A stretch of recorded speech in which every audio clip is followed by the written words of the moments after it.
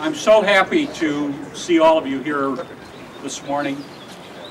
I think some of you know I've waited a long time for this day.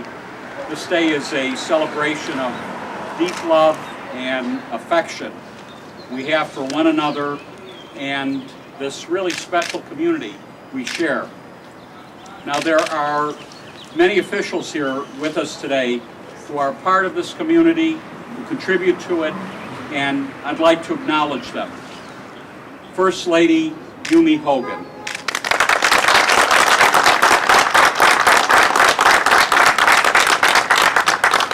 Mrs. Hogan has been so instrumental in the community festival that we're going to hold directly after today's ribbon cutting. And we have Mrs. Hogan to thank for organizing the wonderful Korean food and performances we'll enjoy later.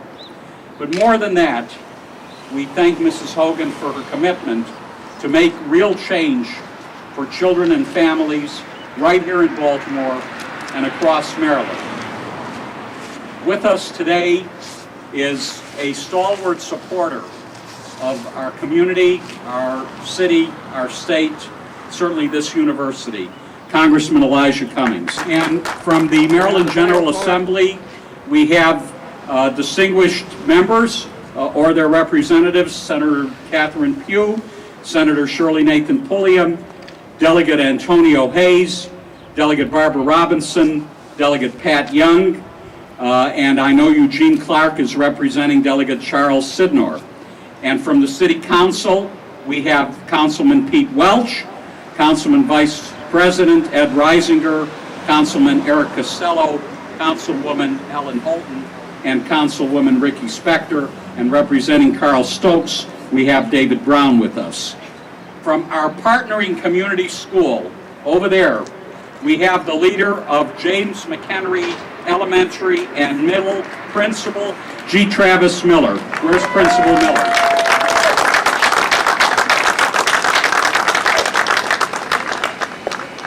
And from our close clinical partner, the University of Maryland Medical Center, we have the Director of Community Health, Dr. Ann Williams.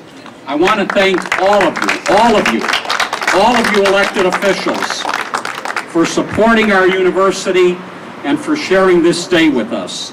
Now, the UMB Community Engagement Center behind me has been on the drawing board for some time because we've long wanted a front door to the university. You know, all you have to do is look that way across Martin Luther King Jr. Boulevard to see that from here, we don't always look so welcoming. We've got big brick buildings. So years ago, when we began talking to the community about how we might deepen our relationship with our neighbors and have a bigger and more meaningful impact on their lives, we got the feedback we were looking for, and then some. One thing we heard over and over again from neighbors was that they had very little access to us. They'd walk through the campus on the way to downtown or to Lexington Market or to the hospital, but there was nowhere for them to stop. There was no way to get to know us and take advantage of programs and people who could help them out. That's why we built this center, right here in the neighborhood, to cross the boulevard that sometimes seems to divide us like a moat. To make this right here the front door of UMB. But of course, this center is just a building. It has no value other than the programs and services you put in it. You're building the center from the ground up. Everything we've put in this space so far has come from conversations with residents, neighborhood leaders, our Community Advisory Council. And what do we have in this building, among other things? We have workforce training and job programs, financial counseling, workshops and community organizing, computer lab, monthly lunches, play groups, fitness classes, an organic market, and more. None of this would have happened without you telling us, you, our neighbors, candidly, what this community wants and needs and where we can fill gaps. That's partnership. That's community. And frankly, it's been incredible and gratifying for me personally to be a part of it. I want to thank Ashley Vallis. Ashley, where are you? Ashley runs our community engagement program. For the 18 months of her hard work that she and her team have put into this beautiful center, Ashley's hope is the same as mine, that this center is so successful and so well used that we outgrow this space and put down even bigger roots in the neighborhood. And now I would like to invite Congressman Cummings to say a few words. Congressman?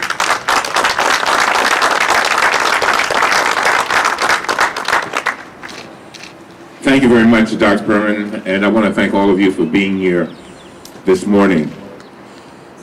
My history goes way back. Before I even got into politics over 35 years ago, I sat on the Poppleton board. It was a community organization, and I shall never forget that the relationship between the University of Maryland and the community was not very good. And for many years, and many of us know this, the community made it clear that they did not want the university to pass Martin Luther King. And now, because of people like Dr. Perman and those who came before him, that relationship has come a very long way. And as I stood here and I listened to Dr. Perman, I could not help but think about when we had the disturbances back a year ago, and how so many people would tell me that they felt that nobody cared about them, that many of them felt like they were simply collateral damage, and so many of them felt that nobody saw them.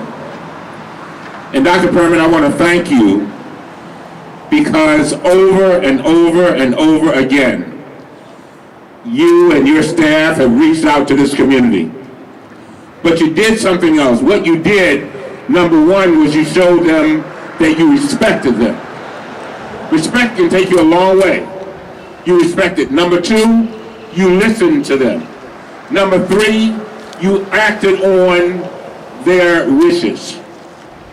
And those things meant a lot to this community and certainly to the University of Maryland. There's nothing like a good corporate neighbor.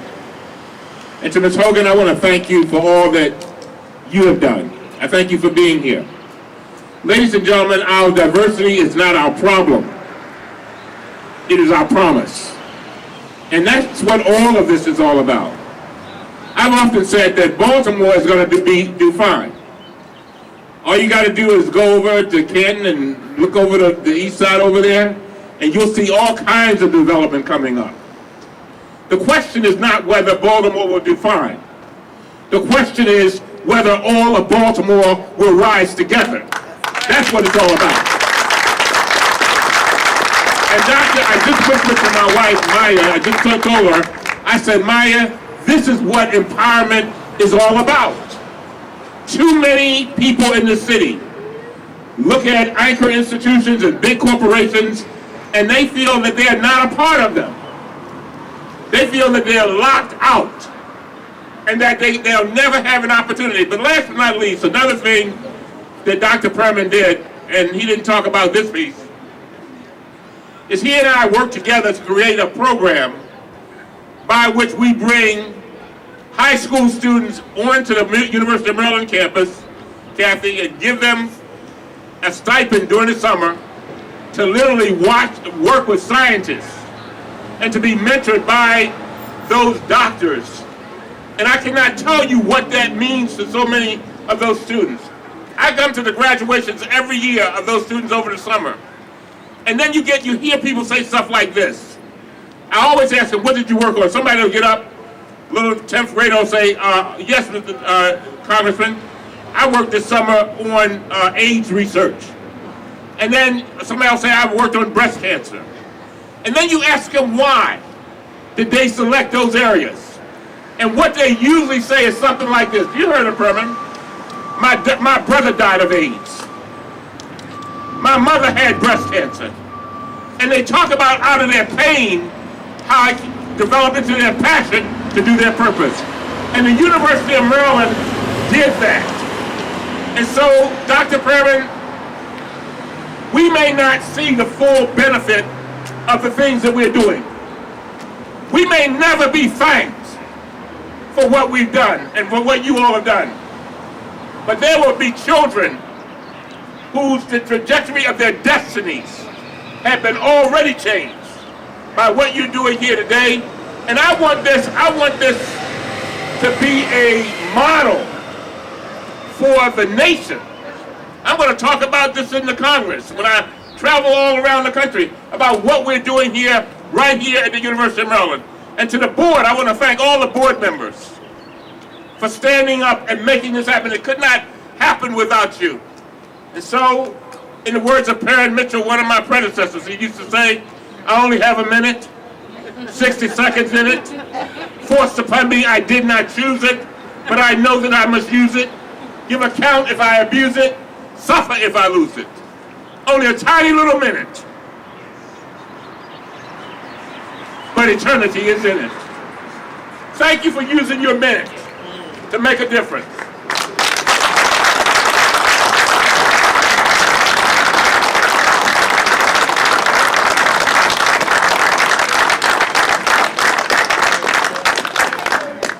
As always, thank you so much, Congressman. And now I would like to ask the podium, speaking on behalf of our elected officials, Delegate Antonio Hayes, who's a wonderful friend to this community, and there's a particular reason I want Delegate Hayes to comment to us. He's the reason we can't go into the center today, ladies and gentlemen. It's because Delegate Hayes actually got the center designated as an early voting location, so that it's easier for you. I'm going to do it to cast your ballot today. Delegate Hayes, words, please. Good morning, and because the polls open in the next 10 minutes, we have to be very brief, but I just wanted to make a quick edit. It wasn't just me that had the early voting poll here. Last time we had elections, we had one of the lowest turnouts for early voting at the other location. But because of the leadership of the 40th District delegation, led by our very own Senator Catherine Pugh, Barbara Robinson, and Frank Conway Jr., we were able to bring the center closer to the community so they would have an opportunity to walk up and have greater access. Thank you, Senator Pugh, for your leadership in that. I also recognize Councilman Welch that's joined us this morning. But there's so many people here in the community, there's elected officials here, but the true stalwarts, not only that have been partnerships with the university, is the community leaders that tirelessly work to bring about change here in this community.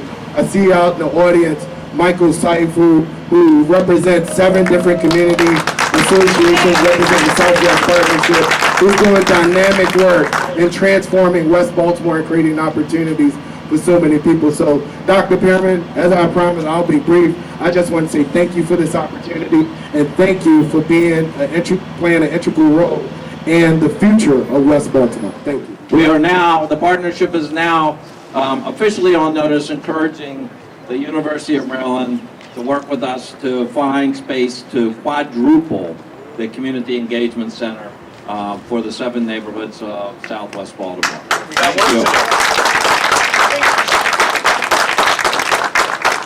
And before I introduce the partners of the partnership, I also want to say that the state legislature this session has given us 2 wonderful opportunities to really help us grow, and that was the passage of the Baltimore Regional Neighborhood Initiative and the Anchor Institution Community Development Fund. So all of our representatives who worked so hard this session, we want to thank you very much. Those funds will be used in Southwest Baltimore to help us grow our neighborhoods. If you haven't seen our vision plan, I encourage you to go on our website, southwestpartnershipbaltimore.org, and read it. It is one of the best community-driven vision plans ever written in the city of Baltimore. and it's well worth just looking at how the neighborhoods and the anchor institutions view where we're going. The Community Engagement Center is a key component of that, because the Community Engagement Center is that linchpin between the neighborhoods and the institutions. And you really have to come in here and see what has been going on and how the community has sort of interacted with the services that the university has to really further our vision plan. So Dr. Perman, I want to thank you, the leadership of the university, for making that possible. Thank you, Michael, and all our partners in the Southwest Partnership. And now, finally, and importantly, I want to introduce Cassandra Fair. She serves on the Center's Community Advisory Board. So you have Mrs. Fair and her colleagues to thank for the services and resources that the Center offers. And Cassandra, I believe your mother, Ernestine Fair, is here with us as well. She's a longtime community leader in her own right. Activism runs in the family, right? Cassandra, please, a few words.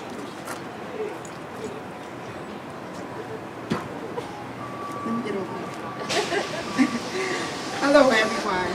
I just want to say that I am a member of the advisory board around here, and since I've been coming around here, it has really been a good thing for me. I have joined the exercise classes, I joined the healthy living classes, everything that they offer, I'm here. Everything. I retired like a year ago, so I was really bored, and I reached out, to find out what was going on in the community. And I walked around the corner, and I met Ashley, and she started telling me about this center, and I was like, okay, I'm coming. And ever since then, I've been here. So it's a good thing. And what I'm trying to do now is let people in the community know that they're here, they offering fantastic programs, and I want people to come out. And that's how I feel. Thank you both so much. You are the president of Poppleton, I'm told. Okay. Thank you both. Thank you so much. Look, I thank all of you for coming out this morning. We're mindful of the fact that the polling place needs to open. I want you to join us for the Community Health Festival that Mrs. Hogan has been so instrumental with, and our students, which kicks off in just a couple of minutes. In fact, the community fair has been planned for a long time by a group of our students at UMB, deeply committed to our community and to growing stronger together. And now I would like to invite First Lady, our speakers, and all of the elected officials with us today to come up and help me cut this ribbon to our Community Engagement Center.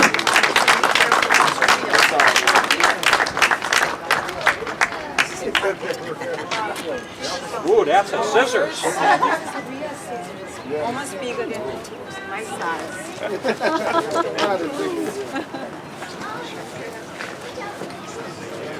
Ready?